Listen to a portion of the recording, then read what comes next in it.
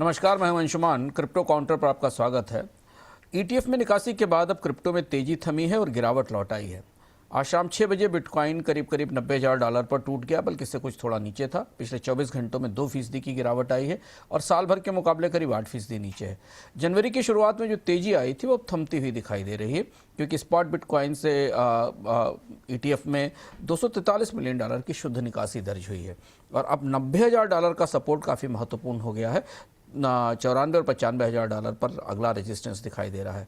Ethereum भी करीब $3,000 के आसपास ट्रेड कर रहा है। दिसंबर के फुसाका अपग्रेड के बाद करीब $140 मिलियन की नई पूंजी आई थी, जिसमें इथीरियम ने बिटकॉइन से थोड़ा बेहतर प्रदर्शन किया था।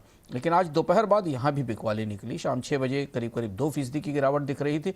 इथीरियम के लिए $3,000 का स्तर बेहद महत्वपूर्ण सपोर्ट है और $3,300 पर रेजिस्टेंस दिखाई दे रहा है। इससे ऊपर जाने के लिए अब ईटीएफ में नई डिमांड की जरूरत है। सोलाना भी आज गिरा, पुराने $133 के रेंज में पहुंच गया। करीब 2% की गिरावट सोलाना में दिखाई दे रही है। एक्सआरपी 2026 की शुरुआत में एक्सआरपी ने बिटकॉइन और इथीरियम से बेहतर प्रदर्शन किया था। भुगतान और रेमिटेंस का नैरेटिव मजबूत था, लेकिन आज इसमें भी 4% की तेज गिरावट दिखाई दी है। जोखिमों को देखते हुए यह थोड़ा संयमित निवेश ही ठीक है। अगर इंस्टीट्यूशनल एक्टिविटीज़ की तरफ चले तो जनवरी की शुरुआत में अमेरिकी स्पॉट बिटकॉइन से करीब $243 मिलियन की निकासी हुई। पहले शुरुआती दिनों में करीब $1.2 बिलियन का निवेश आया था। हालांकि ब्लैक रॉक में कुछ नया फंड जरूर आया है, लेकिन अब कुल मिलाकर ईटीएफ की रफ्तार एक तरफा तेजी को सहारा देती हुई नहीं दिखाई दे रही है। बाजार में एक दिलचस्प रुख और दिख रहा है। Fear and greed index extreme fear पर मौजूद है। फिर भी बिटकॉइन और इथीरियम की कीमतें पिछले 30 दिनों में केवल 1 से 2% ही नीचे आई हैं। ऐसा दिखता है कि डर के माहौल के बाद भी बाजार में कंसोलिडेशन का अप्रोच बन रहा है और निवेशक समझ कर फैसले कर रहे हैं। रेगुलेटरी डेवलपमेंट्स में भारत में क्रिप्टो पर अब 30% टैक्स और 1% टीडीएस लागू है। जो नया सेक्शन 285BE जो इनकम टैक्स एक्ट का है, उसने एक नई व्यवस्था की है, जिसमें 1 अप्रैल 2026 से लेन देन की विस्तृत रिपोर्टिंग अनिवार्य होगी। मतलब जांच और ज़्यादा सख्त होने वाली है। एक्सचेंज और कॉर्पोरेट की दुनिया से आज एक महत्वपूर्ण खबर यह थी कि स्ट्राइप और Crypto.com ने एक साझेदारी की घोषणा की है, जिसके तहत अब लाखों व्यापारी Crypto.com पे के जरिए क्रिप्टो स्वीकार कर सकेंगे और स्ट्राइप का ऐप उसे तत्काल डॉलर या जो भी फिएट करेंसी होगी उसमें बदल देगा। इससे क्रिप्टो के पेमेंट ट्रेल का एक नया विस्तार होता दिखाई दे रहा है। ठीक इसी तरह रंबल और टीदर ने मिलकर एक रंबल वॉलेट लॉन्च किया है, जिसमें कि बिटकॉइन, यूएसडीटी और टेदर गोल्ड के साथ यूजर के साथ निवेश किया जा सकेगा। इसके अलावा यूजर अपनी प्राइवेट की खुद रखेंगे और क्रिएटर्स को सीधे भुगतान कर सकेंगे। ये वॉलेट दरअसल डिफाई और वेब2 के बीच में एक नई कड़ी बनाता दिखाई देता है। फ्रॉड्स स्कैम में आज कोई बड़ी खबर नहीं थी, लेकिन भारत में कई एक्सचेंजों पर भारी जीएसटी बकाया की जांच चल रही थी।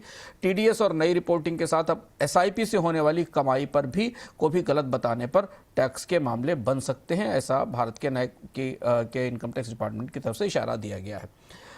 रिटेल निवेशकों का जो नज़रिया था वो थोड़ा बदलता हुआ दिखाई दिया। भारत के मामले में एक महत्वपूर्ण खबर आई कि भारत में 2025 के दौरान क्रिप्टो एसआईपी में 60% सालाना की बढ़ोतरी हुई है। यानी अब खुदरा निवेशक अनुशासित तरीके से म्यूचुअल फंड की तरह छोटे छोटे निवेश कर रहे हैं। इस पर आगे हम बात करेंगे अपने विजडम सेक्शन में। फिलहाल क्रिप्टो में जो दुनिया के भीतर डर का माहौल है वो अभी बना हुआ है, लेकिन पेप और बॉन्क जैसे मेम कॉइन में जोश वापस लौटता दिखाई दे रहा है।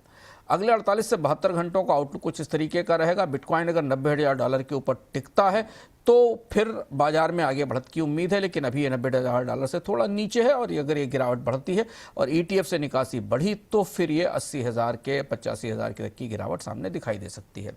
क्रिप्टो विजडम में आज महत्वपूर्ण खबर भारत से। भारत में क्रिप्टो सिप तेजी से बढ़ रहे हैं। क्रिप्टो सिप क्या है? भारत में क्रिप्टो सिप का मतलब है हर महीने एक तय रकम से बिटकॉइन, इथीरियम जैसे कॉइन में निवेश, लगभग म्यूचुअल फंड की तरह। ताजे आंकड़े आए कि 2025 में 60% से ज़्यादा बढ़ोतरी हुई है क्रिप्टो सिप में, क्योंकि एक म्यूचुअल फंड जैसा तरीका है, अनुशासित है, छोटे टिकट साइज का निवेश हो सकता है।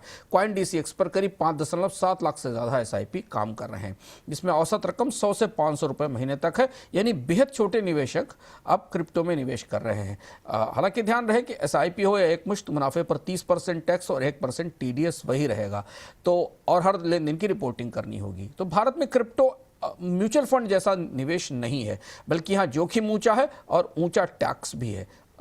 इसलिए सतर्क रहें और अगर आप क्रिप्टो एसआईपी कर रहे हैं तो बड़े कॉइन चुनें और सही ढंग के रेगुलेटेड एक्सचेंज के साथ काम करें।